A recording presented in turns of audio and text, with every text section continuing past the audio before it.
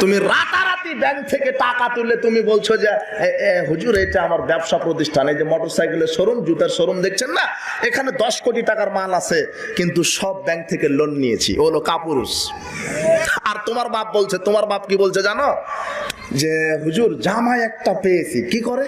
তো ব্যাংকে চাকরি করে, ব্যাংকে চাকরি করে, ব্যাংক থেকে 5 কোটি টাকা লোন নিয়েছে।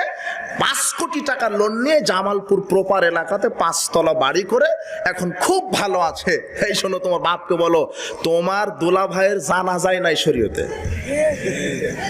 যার ঋণ আছে তার জানাজা নাই। রাসূল সাল্লাল্লাহু আলাইহি ওয়াসাল্লামের সামনে কি একটা জানাজা নেই, বলছেন আপনি জানাজা করান। রাসূল সাল্লাল্লাহু বলছেন হাল আলাইহি দাইনুন, এই আর কি ঋণ আছে? তো বলছে হ্যাঁ, সাল্লু আলা সাহিবিকুম, তোমরা জানাজা করাও, যার ঋণ আছে তার জানাজা হবে না।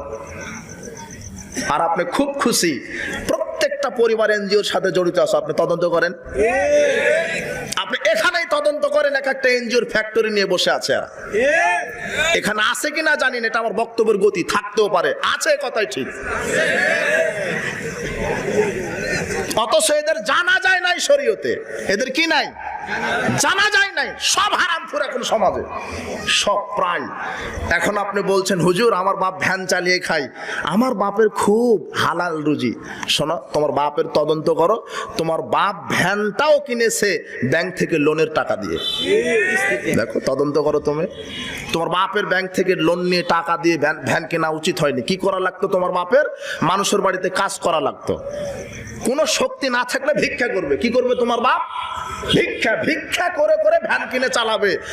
ভিক্ষার টাকা দিয়ে ভ্যান কিনে রুজি রুটি খেয়ে ইবাদত কবুল হবে, কিন্তু ব্যাংক থেকে লোন নিয়ে ভ্যান কিনে ভ্যানের ভাড়া দিয়ে টাকা খেয়ে ভাত রুজি রুটি খেয়ে ইবাদত করলে ইবাদত কবুল হবে না।